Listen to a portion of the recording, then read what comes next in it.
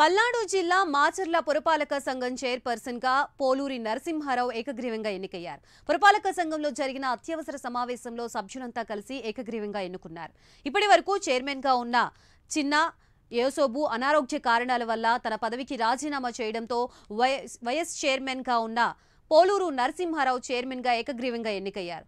Chairman గా ఎన్నికైన తర్వాత నియోజకవర్గంలో ఫిల్టర్ బెడ్ల మరమ్మతులకు సంబంధించిన అంశాన్ని సభ్యులు లేవనెత్తగా దానికి చైర్మన్ ఆమోద ముద్ర వేశారు.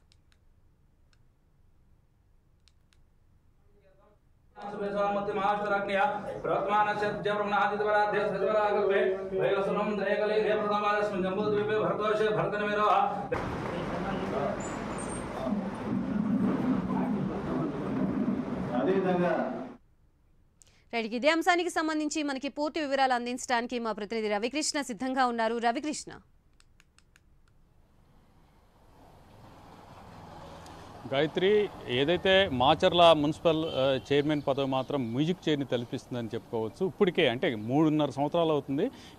ఇంకా 1.5 సంవత్సరాల్లో పదవీ కాలం ముగుస్తున్న నేపథ్యంలో 3.5 సంవత్సరాల్లో ఇప్పటికే నలుగురు, అంటే ఇప్పుడు ఈరోజు ఎవరైతే కొత్తగా ప్రమాణ స్వీకారం చేసినటువంటి నరసింహారావు ఉన్నాడో ఆయనతో కలుపుకొని మొత్తంగా కూడా నలుగురు ఇప్పటికే చైర్మన్లుగా కూడా దాంట్లో వ్యవహరించడం జరిగింది. మొట్టమొదటిగా కూడా ఈ దీనికి సంబంధించి మున్సిపల్ ఎలక్షన్ సంబంధించి కనుక అబ్జర్వ్ చేసినట్టయితే మాత్రం జరిగినటువంటి మున్సిపల్ ఎన్నికల్లో అసలు ఇనానమస్గా వైసీపీకి సంబంధించినటువంటి ఎవరైతే కౌన్సిలర్లు మాత్రమే ఇందులో విజయం సాధించడం జరిగింది. అంటే అప్పుడు ఉన్నటువంటి పరిస్థితులు, అదేవిధంగా కూడా అప్పుడు ఉన్నటువంటి భయోత్పాతమైనటువంటి వాతావరణం కారణంగా కూడా మరొకరు అంటే టీడీపీకి సంబంధించి కానీ జనసేన పార్టీ నుంచి కానీ ఎవరు కూడా అక్కడ పోటీ చేయడానికి కూడా భయపడినటువంటి నేపథ్యంలో 31 వార్డులో కూడా వైసీపీకి చెందినటువంటి కౌన్సిలర్లు ఏకగ్రీవంగా ఎన్నుకోవడం జరిగింది. మొట్టమొదట చైర్మన్గా తురకా కిషోర్ని ఎన్నుకున్నారు. తర్వాత ఒక సంవత్సరం తర్వాత ఆయన్ని కూడా అనారోగ్య కారణాల చేత ఆయన చేత కూడా రిజైన్ చేయించడం జరిగింది. ఆ తర్వాత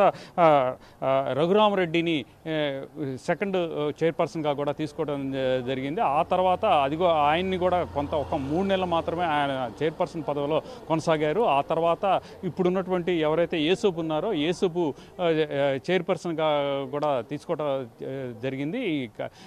తర్వాత ఇక ఈ రోజైతే మాత్రం ఇక్కడ సంబంధించి పూర్తిగా కూడా నరసింహారావుని చైర్పర్సన్గా కూడా ఎన్నుకోవడం జరిగింది. అంటే ప్రతిసారి కూడా అనారోగ్య కారణాలు చూపించడము, అక్కడ ఉన్నటువంటి చైర్పర్సన్ ఎవరైతే వ్యక్తి ఉన్నాడో ఆ చైర్పర్సన్ మాత్రం ఒక 6 నెలలు లేకపోతే ఒక సంవత్సరం పాటు ఉంచడము, ఆ తర్వాత తొలగించడం అనేది జరుగుతుంది. ప్రధానంగా కూడా ఇప్పుడు అక్కడ ఉన్నటువంటి వైసీపీకి సంబంధించినటువంటి కౌన్సిలర్ మొత్తం కూడా 31 వార్డులో కూడా వైసీపీకి సంబంధించిన వాళ్ళు ఉన్నటువంటి నేపథ్యంలో మొట్టమొదటిగా కూడా వైసీపీ గవర్నమెంట్ ఉన్నప్పుడు అంటే ఎలక్షన్స్కి బిఫోరే మదార్సా అనేటువంటి కౌన్సిలర్ ఎవరైతే ఉన్నారో ఆయన వైసీపీ నుంచి టీడీపీలోకి జాయిన్ అయ్యారు. ఆయన నెక్స్ట్ కాబోయేటువంటి చైర్పర్సన్గా కూడా చెప్తూ ఉన్నారు. అంటే ఇక్కడ పవర్ పాలిటిక్స్ ఏ విధంగా ఉంటాయి, పల్నాడు ప్రాంతంలో ముఖ్యంగా మాచర్లలో పవర్ పాలిటిక్స్ ఏ విధంగా ఉంటాయి అనే దానికి ఇది ఒక నిదర్శనంగా చెప్పుకోవచ్చు. ప్రధానంగా ఇక్కడ ఈ స్థానిక సంస్థల ఎన్నికలు కానీ అదేవిధంగా కూడా మున్సిపాలిటీకి సంబంధించిన ఎలక్షన్స్లో కూడా ప్రతిపక్షం అనేది లేకుండా కూడా గతంలో ఉన్నటువంటి వైసీపీ పాలనలో కొనసాగడం అనేది జరిగింది. ఎక్కడా కూడా అభ్యర్థులు, ప్రతిపక్షానికి సంబంధించిన అభ్యర్థులు పోటీ చేయడానికి కూడా భయపడేటువంటి పరిస్థితులు, ఒకవేళ వాళ్ళు పోటీ చేయడానికి ఎవరన్నా రెడీ అవుతున్నారని తెలిసినట్లయితే వాళ్ళ మీద కేసులు బనాయించడం లేదా వాటి మీద దాడులు చేయడం ఇటువంటి ఘటనలు జరిగినటువంటి నేపథ్యంలో ఇవి చూసే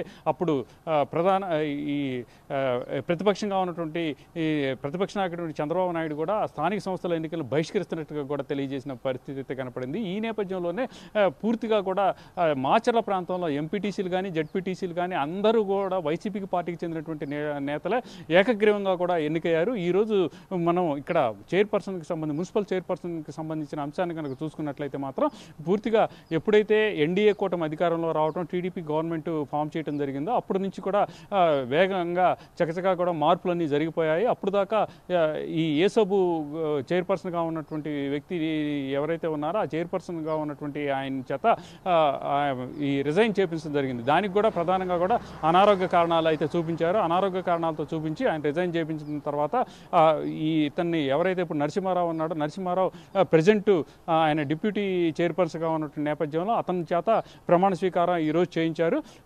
అంటే అంటే ఒక 2 నెలల వ్యవధిలోనే ఎవరైతే మదర్సా అనేటువంటి వ్యక్తి ఎవరైతే ఉన్నారో ఆయన్ని చైర్పర్సన్గా చేస్తారన్నట్టు కూడా వార్తలు అయితే వినిపిస్తున్నాయి. ప్రధానంగా కూడా ఇది ఇది ఏదైతే మాచర్ల మున్సిపాలిటీ ఉందో అది బీసీకి కేటాయించింది. కానీ ఇప్పటివరకు కూడా బీసీకి సామాజిక వర్గం నుంచి ఒక్కళ్ళగా కూడా చైర్పర్సన్గా లేకపోవడం మాత్రం అక్కడ గుర్తుంచుకోవాల్సిన విషయం. ఇప్పటి వరకు అందరూ కూడా ఇద్దరు అయితే ముగ్గురు అయితే ఓసీలు, ఇప్పుడున్న ఆయనతో కలుపుకొని ముగ్గురు ఓసీలు, ఒకళ్ళైతే మాత్రం ఎస్సీకి సంబంధించి ఏసోపు ఒక్కళ్ళు తప్పించి మిగతా వాళ్ళందరూ కూడా ఓసీ వర్గానికి సంబంధించిన వాళ్ళందరూ కూడా చైర్పర్సన్స్గా ఉన్నప్పటికీ కూడా కేవలం వాళ్ళు ఏంటంటే ఇన్ఛార్జ్ చైర్పర్సన్ కానీ కొనసాగుతున్నారు. అయితే ఇప్పుడు కొత్తగా మద్రాసా అనేటువంటి వ్యక్తి ఎవరైతే మొట్టమొదటిసారి టీడీపీ పార్టీలోకి జాయిన్ అయినటువంటి కౌన్సిలర్ ఉన్నాడో అతన్ని చైర్పర్సన్ చేసేందుకు వ్యూహం పావులు కదుపుతున్నట్లుగా కూడా తెలుస్తుంది. ఈ నేపథ్యంలోనే 1 నెలలో అతన్ని డిప్యూటీ చైర్పర్సన్గా తీసుకుంటారు, ఆ తర్వాత చైర్పర్సన్గా తీసుకుంటారని చెప్పి వార్తలు అయితే వెలువడుతున్న నేపథ్యంలో ఈ మ్యూజిక్ చైర్పర్సన్ వ్యవహారం మాత్రం గుంటూరు జిల్లాలో అయితే మాత్రం సంచలనంగా మారిందని చెప్పుకోవచ్చు. Right, thank you Ravikrishna.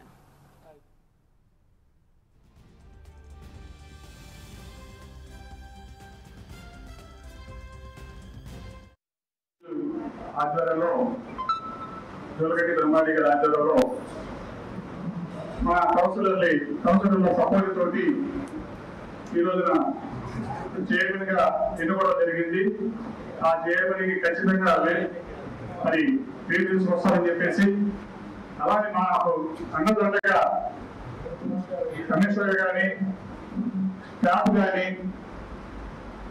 Municipal సిబ్బంది కూడా అందరూ కూడా మాకు అన్నదండగా ఉండాలని, అలాగే కౌన్సిలర్స్ కూడా మాకు అన్నదండగా ఉండాలని, అలానే మీడియా మిత్రులు కూడా మాకు ఎప్పుడు అన్నదండగా ఉండి ముందు నడిపించాలని చెప్పేసి మాత్రమే ముందు పనుల్లో నడపాలనే కోరిక మన